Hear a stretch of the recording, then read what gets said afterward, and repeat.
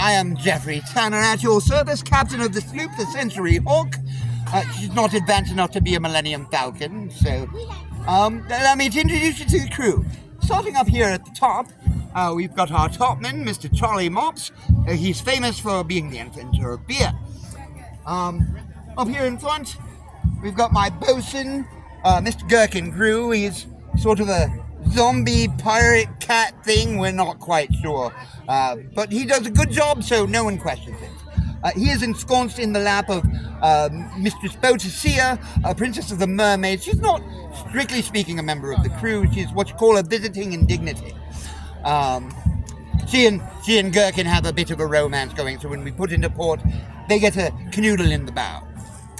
And back here, we've got Octavia Oakhart. She is our master at arms.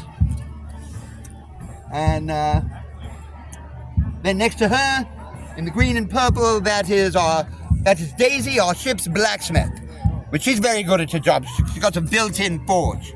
You know, her motto is blow on it, then bang it. All right, and then that brings us to the bulk of the crew, my duck hands. So up here is my quartermaster, Grace O'Mallard. Next to her, my master gunner, William Duckmore, and gunner's mate, Daniel McQuacker.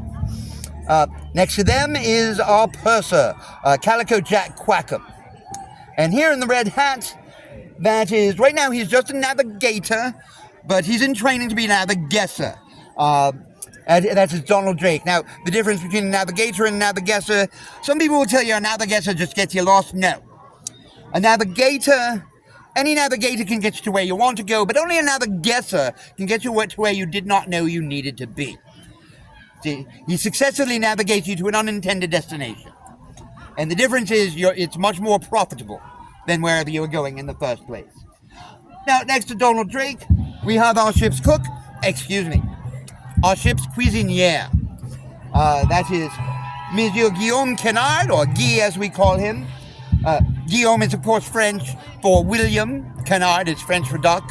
Guy being short for Guillaume William, that is Bill. So this is Bill Duck, and he cooks for us. Next to Monsieur Kennard, we have Matilda Matty, as she prefers to go by, Murdoch. Matty Murdoch is our ship's lawyer.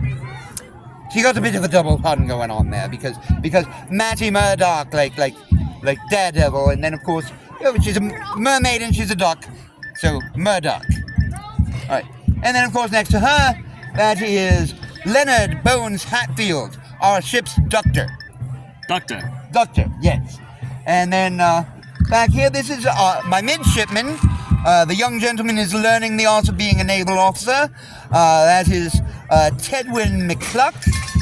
Oh, and then these little ducks over here with Olivia Oakhart, they are our powder monkeys.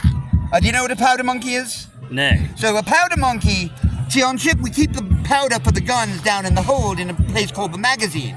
And it's very dark and cramped and hard for a full-grown man to get in and out quickly. So we use small children to do that. So they run and they bring up the powder up to the guns, while the guns are firing, of course, and jumping back. Now, I don't know their names. I refuse to learn their names, because as they're burning the powder out to the guns, sometimes a gun is firing and it jumps and it squishes the powder monkey. And if you know their names, you've gotten attached and now you're sad. So I don't learn their names, number one, so I'll be less attached and less sad, hopefully. And also, the superstitious side is, by not learning their names and not getting attached, I'm keeping them safe from getting squished by guns. At least that's the hope. Oh, and then this one right here, that is Sir Reginald Ducksworth, Baron of Flappington. He is our noble patron. He's acquired for us letters of marque so that we can legally pirate, and he pays our expenses and so forth. And then, up here, again, not strictly a member of the crew, but rather our secret weapon. This is Moby Duck. Because sometimes as a pirate, you think you see a nice plump merchant ship and you try to take it as a prize, and it turns out it's a Navy first-rate in disguise lying in wait to catch a pirate. And you've bitten off more than you can chew, and that's when I give the order to release the Quacken. The Quacken. And she's got those big sharp teeth which will bite right through an enemy hull. So that's why he's a weapon of last resort, you see. Because if you bite a hole in the hull, the ship goes down along with the cargo, and you don't want that. You want to be able to get the cargo if you can.